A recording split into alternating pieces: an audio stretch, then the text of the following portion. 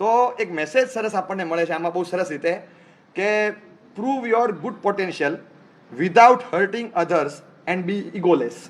આ જો આ ત્રણ વસ્તુ ભેગી આવશે, prove your good potential without hurting others and be egoless. બરાબર છે?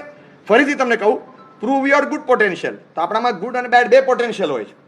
કોઈ આપણને પડકારે, કોઈ આપણને લલકારે, એટલે આપણે પ્રૂવ તો કરવાનું આવે, પણ પછી બધામાં નહીં. તારી તો કઈ તેવડ જ નથી, ચલ 2 બાટલી પીને પછી ગાડી ચલાવીને બતાવ, ચલ ચલાવીને બતાવ. તો ચડી ગઈ. ના ના સાહેબે કીધું તું પ્રૂવ યોર સેલ્ફ. હવે તો મેરું હલાવી નાખતું. ત્યાં ચડી જાય ને ચડાવી દે, એવી રીતે ચડાવી ના દેવાય. ત્યાં that is not good potential. Prove your good potential. હું સમજીને શબ્દ તમને કહું છું કે તમારી અંદર જે સારી પોટેન્શિયલ હોય એને એન્કેશ કરવા માટે કોઈ ચેલેન્જ આપે, એક્સેપ્ટ ધ ચેલેન્જ. એમાં તમે પાછા ન પડો. જો પહેલા નંબરમાં કોઈ પણ ચેલેન્જ આવે ને, you have to be prepared to face the challenge. ઘણા એસ્કેપિસ્ટ હોય, ભાગે. કોઈ ચેલેન્જ આવે ને પહેલા જ ભાગતા જાય. આ કોઈ આપણને પૂછે કે તમે એજ્યુકેશન મિનિસ્ટર થાવ તો શું કરો, તો કે હું એક્ઝામ કાઢી નાખું, માસ પ્રમોશન. કેમ? તો કે સીએ સુધી બધાને પ્રમોશન. 1 વર્ષ ભણ્યો એ જ એક્ઝામ છે ભાઈ.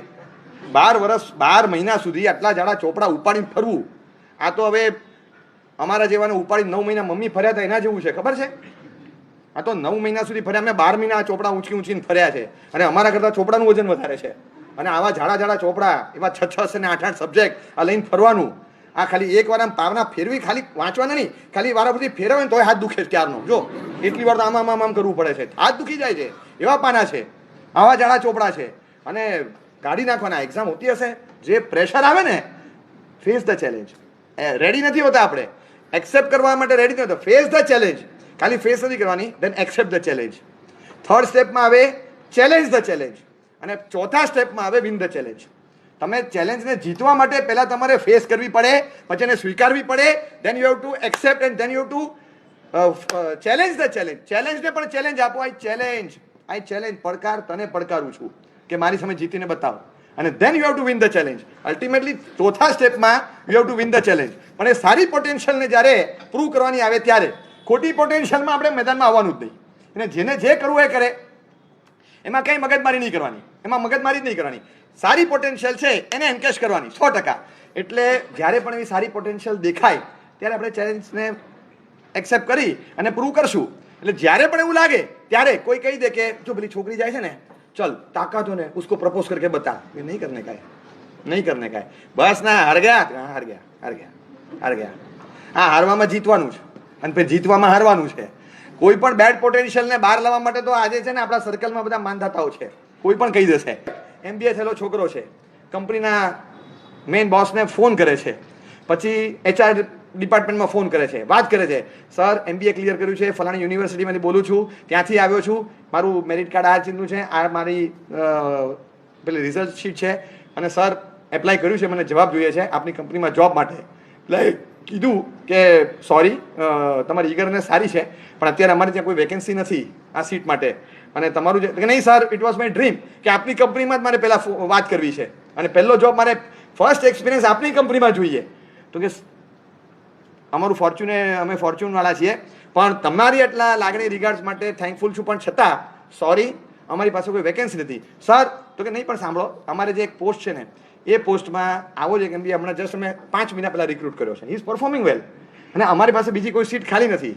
નાની કંપની છે સાહેબ, નાની છે, પણ તમારી કંપનીનો ગ્રોથ, અને મને નાનપણથી એક ડ્રીમ છે, એક 4 વર્ષથી, કે મારે આ કંપનીમાંથી શરૂઆત કરવી છે.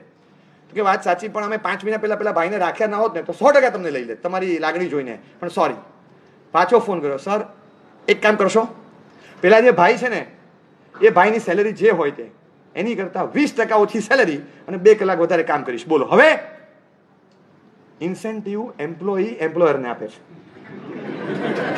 so that employers can perform well. શું દુનિયા છે એ કે ભાઈ બધી વાત સાચી, પણ ઓલાને કયા મુદ્દા પર કાઢવું, ઇઝ પરફોર્મિંગ ટુ ગુડ, અને કયા મુદ્દા પર કાઢવું. સર એક કામ કરો, એની સાથે મને રાખો ને એસાઇન જોબ્સ અમને બંનેને આપો, પહેલા 2 મહિના વિધાઉટ સેલેરી, આઈ શેલ વર્ક. બોલો, હવે કઈ છે? 3જા મહિને મને લાગે રાખો તો સેલેરી આપજો, એ તો કાઢી મૂકજો, અને 2 મહિનાનો એક દિવસ નહીં માગું, એક પૈસો નહીં માગું.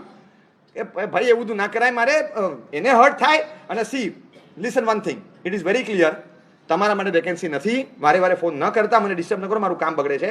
અને જે ભાઈ છે એનાથી અમે એટલા સેટિસ્ફાઈડ છીએ, અમે એ ભાઈને બદલવા માંગતા નથી કે એને એની કોઈની સાથે કોમ્પિટિશનમાં લેવા માંગતા નથી. Is very good at performance. Okay, sorry, મૂકી દીધો.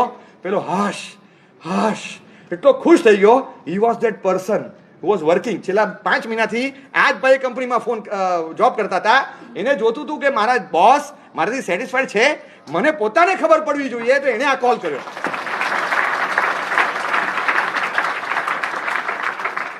મેનેજમેન્ટ તો આને સેલ્ફ એસ્ટિમેશનનો પાર્ટ કે છે, પણ ધીસ ઇઝ સેલ્ફ એપ્રુવલ. એને પોતાની રીતે એક એપ્રુવલ મળ્યું કે yes, I am performing well, because હવે મને પ્રતીતિ થઈ કે મારા બોસ મારાથી ખુશ છે, કન્ટેન્ટ છે. એકવાર લો તો ખરા, કોઈક વાર આપણે જાતને તો પૂછીએ. હું મારી જાતને પૂછું કે મારા વડીલો કે મારા ગુરુ મારાથી સેટિસ્ફાઈડ હશે? તમે પૂછો કે તમારા મા બાપ તમારાથી સેટિસ્ફાઈડ હશે? જે પરણેલા હોય પૂછો કે તમારા વાઈફ હોય તો એના હસબન્ડ એકબીજાથી સેટિસ્ફાઈડ હશે એકબીજાથી સેટિસ્ફાઈડ? આમ કેટલી વાર હેરાન પરેશાન થતા હોય. મજાકમાં હાસી મજાકમાં લોકો બોલતા હોય કે મારી પત્ની ખરેખર દેવી છે, દેવી. બીજા કે મારે દેવી છે, કોઈ લેતું નથી. તારે દેવી છે, મારે દેવી છે, પણ કોઈ લેનાર નથી. સમજ્યા તમે? એટલે એટલા હેરાન થતા હોય. હવે આ સેલ્ફ એસ્ટિમેશનના પાઠમાં નાખો તો કોઈને સર્ટિફિકેટ મળે એમ નથી. એક પુત્ર તરીકે, એક પતિ તરીકે, એક પત્ની તરીકે, એક એમ્પ્લોય તરીકે, એક જૈન તરીકે મને લાગે છે કે આઈ એમ પરફોર્મિંગ વેલ. જે રોલ પર હું છું એ પૂછે. સેલ્ફ એપ્રુવલ તો લો. You have to prove yourself at certain stage. તમારે પ્રૂવ કરવું પડે. કેટલીક વાર પબ્લિક એપ્રુવલ લેવું પડે. પબ્લિક એપ્રુવલ તમે લો. ગ્રાન્ડ તમને દ્રષ્ટાંત આપું. 1983 વર્લ્ડ કપ વખતે ઇન્ડિયાના પ્લેયર્સ NKP સાલ્વે હતા, મને લાગે છે કદાચ એ વખતે પ્રેસિડેન્ટ કે બોર્ડમાં. એમને પાસ આપવામાં આવ્યા, અને પાસ આપવામાં આવ્યા. પાસ પર જે લખાણ હતું ને એ ભાઈ અંદર ગયા. ત્યારે માનસિંહ હતા, ત્યારે પેલા મેનેજર હતા, એ અંદર ગયા અને પૂછે છે કે સર કે આ પાસ એક્સેપ્ટ લોર્ડ્સ, બધે એન્ટ્રી પાસ છે પણ એક્સેપ્ટ લોર્ડ્સ? તો કે હા બરાબર છે, તો વાંધો નથી કે એમાં. તો કે સર પણ લોર્ડ્સમાં ફાઇનલ હોય. કે what you Indians have to do with the final sir? કે તમને લોકોને ફાઇનલ સાથે શું લેવા દેવા? ત્યારે તો તમે ઇન્ડિયામાં ટીવી પર જોજો મેચ, તમે ક્યાં અહીંયા હશો? તો કે સર હા કે તમે ક્વોલિફાય થયા ને, ક્વોલિફાય થયા. એની સામે પેલા ડેવિડ ફ્રીથે વાંધો ઉઠાવ્યો હતો કે આઈ ઓબ્જેક્ટ. ઇન્ડિયાને કઈ રીતે તમે એનો ડિસ્મલ રેકોર્ડ જુઓ તમે, એને તમે વર્લ્ડ કપમાં ક્વોલિફાય થયા લીગમાં રમવા માટે, એમાં એને વાંધો હતો. આખો આર્ટિકલ લખી નાખ્યો. આ ઇન્ડિયન્સ વાળાની તો ફજીથી અંડરડોગ્સ એટલે હદવાર ના કરતા હતા કે આને ક્વોલિફાય ન કરાય. They are not worth to play in England. આને કઈ રીતે લવાય? અને એ લોકોને ટિકિટ્સ ના આપે કે નહીં મળે ટિકિટ્સ. તો કે સાહેબ ઓકે, પાસ ના આપો, આ આપો, પે કરીને. કે નહીં, કશું જ નહીં. પછી છેલ્લે હસ્યા અને કીધું કે okay, we will issue the pass on that grand day when you accomplish the final. Okay જાઓ, તમે ફાઇનલમાં આવશો ને એ દિવસે તમને પાસ આપશું. એ વર્ષે, આ વર્ષે જવા દો, હવે ભૂલી જાઓ. અને ગયા. ઇન્ડિયન્સને લાગી આવ્યું સર આપણને ટિકિટ ના આપે, કંઈ વાંધો નહીં. અને ઇતિહાસ ગવાહ છે કે ટિકિટ્સ વગર ફાઇનલમાં રમીને બતાવ્યું. એ કે ટિકિટ ના આપે અને તો ફાઇનલમાં ન જવાય એવું કોણે કીધું? ટિકિટ ન આપે તો ફાઇનલમાં ન જવાય લોર્ડ્સમાં એવું કોણે કીધું? ટિકિટ્સ આપે એ સીટ પર બેસશે, વગર ટિકિટે પીચ પર જશું અને જીતીને બતાડશું. દે પ્રૂવ, પબ્લિકલી અપ્રુવલ લઈ લીધું કે તમે અમને શું હરાવો. હવે એક સ્પોર્ટ્સની લેંગ્વેજમાં નાનકડા વર્ધમાનની ઉપર કોકે શંકા કરી તો પ્રુડેન્શિયલ નામનો આખો બધો મેરુ પરો હલાવી નાખ્યો. વેસ્ટ ઇન્ડિઝ વાળા જે રીતે રમતા હતા એ જોઈને પેલા એમ લાગ્યું 3, 4, 5, 7, 10 ઓવર બસ પતી ગયું. આ 10 ઓવરમાં પૂરું કરી નાખશે. આની સામે તો કંઈ ક્યાં મેદાનમાં પડવાનું? એ જે હાઈ પાવર્ડ બેટરી હતી એની સામે રમવાનું હતું. અને આ બધા ભેગા મળીને ઓલા 3 ને પહોંચી ન વળે એવા હતા. છતાં પણ આપણા એના 2 બોલર આ બધાને પૂરા કરી નાખે અને આપણા બધા બોલરને 2 બેટ્સમેનો પૂરું કરીને જોડી નાખે એવા હતા. કોઈ મેચ નહોતી, પણ છતાં જે રીતે રમ્યા હતા એ એપ્રુવલ હતી. એક અલગ પાર્ટમાં પબ્લિકલી એપ્રુવ કરવી પડે. તમારી પોટેન્શિયલ તમારામાં હોય, don't just speak on, prove your self. તમે બોલો. આપણે ઘણી વાર એવું કરતા હોઈએ કે તમને ખબર નથી, હું બધું કરી શકું છું. કે હમણાં તારી તેવણ, મારે બધું આવડે છે, મને બધું કરી શકું છું. આમ બોલીએ તો ફાંકો એવો મારીએ કે આપણને એમ લાગે કે ઇન્ફોસિસ મારી સાથે ભાગીદારી કરવા માંગે છે. ફાંકા તો એવા મારતા હોઈએ. પણ prove yourself, don't utter a word. તમે તમારી રીતે બોલો, તમારું પરફોર્મન્સ બોલશે. હા, let your work speak instead of you. આપણે ના બોલીએ, આપણું પરફોર્મન્સ બોલશે. મારું સામે એ જ કર્યું. એમને કંઈ એક શબ્દ નથી કીધો. કેમ ભાઈ આ ટેણિયાને જોઈને શંકા પડે મનમાં? ખબર નથી હું મહાવીર સ્વામી છું, 24મો તીર્થંકર છું, ભાન નથી પડતી? આવું વિચારાય? ગાંડો થયો છે? હમણાં એક મારીશ ને ફૂગાની જેમ ફૂટી જઈશ. કશું બોલ્યા નથી. હું જે બકબક કરું એવું ભગવાન ના કરે. ખાલી આમ અંગૂઠો કરીને મેરું ધણ એવો હલાવ્યો. સોરી સાહેબ સોરી. Prove your self. ક્યારેક સેલ્ફ માટે, ક્યારેક પબ્લિક માટે એપ્રુવલની જરૂર હોય, પ્રૂવ યોર સેલ્ફ. કેટલો સરસ આમ મેસેજ મળે છે આપણને કે at certain stage we have to prove our self.